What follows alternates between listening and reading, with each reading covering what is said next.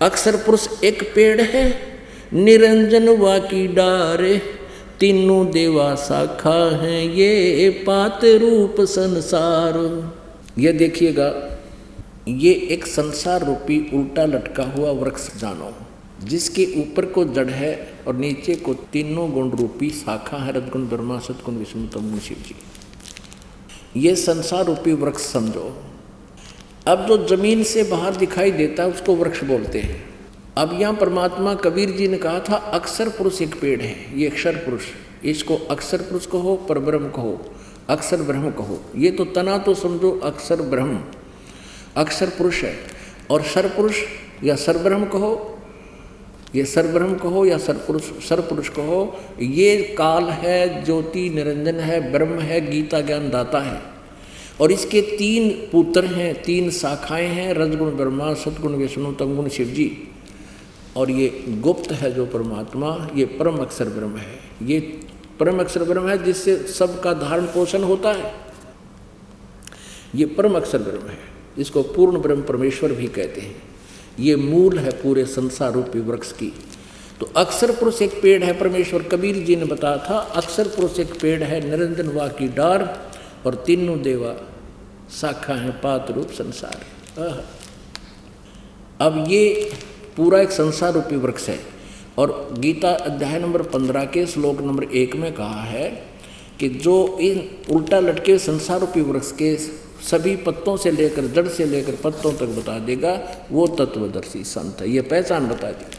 श्रीमद् भगवद गीता अध्याय नंबर 15 के श्लोक नंबर 1 से 4 का निष्कर्ष है कि जब तत्वदर्शी संत मिल जाए और वो ऐसे बताएगा, ये उसकी पहचान है। उसके पश्चात परमेश्वर के उस परम पद की खोज करनी चाहिए, जहाँ जाने के बाद फिर लौटकर कभी संसार में साधक नहीं आते, उनका पूर्ण मोक्ष हो जाता है।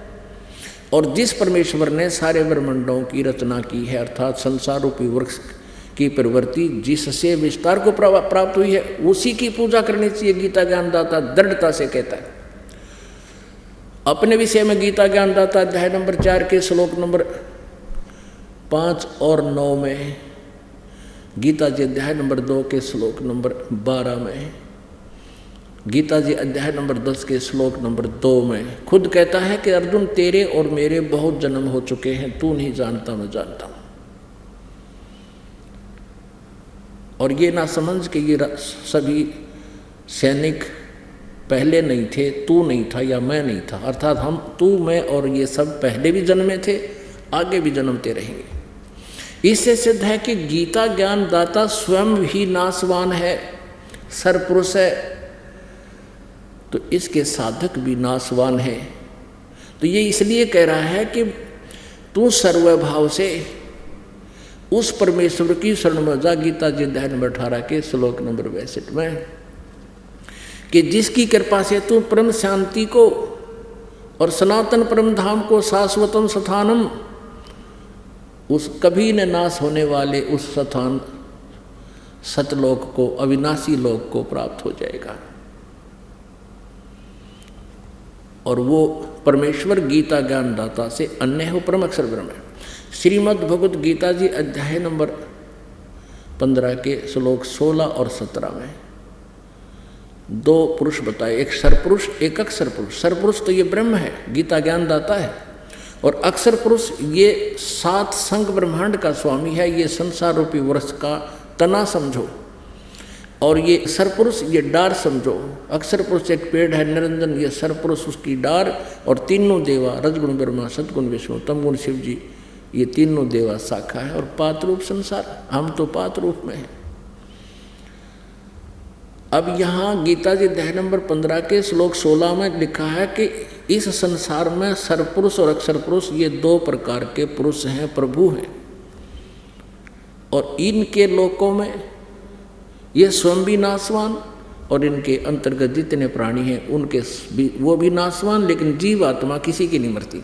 उसके तुरंत बाद 70वें श्लोक में स्पष्ट किया है कि उत्तम पुरुष है तू अन्य परमात्मा इति उदाहरते, यह लोक धर्म अविश्य विभर्ति अवैश्वर है। वो उत्तम पुरुष तो कोई और है, वो परम अक्षर ब्रह्म है। वो इन ऊपर वाले 16वें श्लोक में वर्णित 15वें अध्याय के 16वें श्लोक में जो 2 पुरुष सरपुरुष और अक्षर पुरुष है उनसे न्यारा है, और वो ही तीनों लोकों में प्रवेश करके सबका धारण पोषण करता है। वो मूल रूपी परमात्मा है, जड़ है, जिससे सारे पेड़ को आहार प्राप्त होता है, और वो वास्तव में अविनाशी परमात्मा।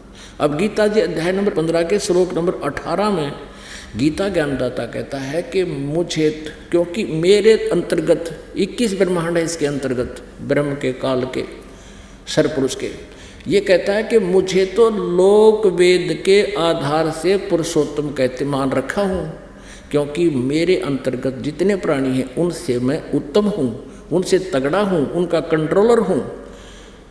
इसलिए लोक वेद मानी दंत कथा, सुने सुनाए ज्ञान से, यानी इस भ्रमित ज्ञान से मुझे पुरुषोत्तम मानते हैं, इस कारण से कि मैं इन 21 ब्रह्मांड में जो इसके अंतर्गत प्राणी उनसे ये उत्तम है। लेकिन 15वें अध्याय के 17वें श्लोक में स्पष्ट कर दिया कि उत्तम पुरुष है तो उन्हें परमात्मा इति उदाहरते। और ये अज्ञानी भ्रमित करते हैं समाज को 18वें अध्याय के 62वें श्लोक के विषय में कि श्री कृष्ण जी अपने बारे में ही कह रहे हैं। नहीं, श्री कृष्ण जी तो बोल ही नहीं रहे गीता में। अब गीता जी अध्याय नंबर 7 के श्लोक नंबर 18 में गीता ज्ञानदाता अपनी साधना को भी अनुत्तम बता रहा है। इसलिए बता रहा है कि मेरी भी जन्म मृत्यु रहेगी और साधक की भी रहेगी। ये ज्ञानी आत्मा भले ही उद्धार हैं, समर्पित हैं परमात्मा को पाने के लिए, लेकिन ये तत्वदर्शी संत ना मिलने से, तत्व ज्ञान के अभाव से गीता ज्ञानदाता कहता है ये मेरे वाली अनुत्तम गति में ही आश्रित हैं, अश्रेष्ठ घटिया, मेरे वाली घटिया साधना में ही आश्रित है। इसलिए गीता जी अध्याय नंबर 7 के श्लोक नंबर 18 में गीता ज्ञानदाता अपनी साधना को भी अनुत्तम बताता है। इसलिए वो गीता जी अध्याय नंबर 18 के श्लोक नंबर 62 में कहता है कि तू सर्वभाव से उस परमेश्वर की शरण में जा जिसकी कृपा से तू परम शांति को और सनातन परम धाम को प्राप्त होगा।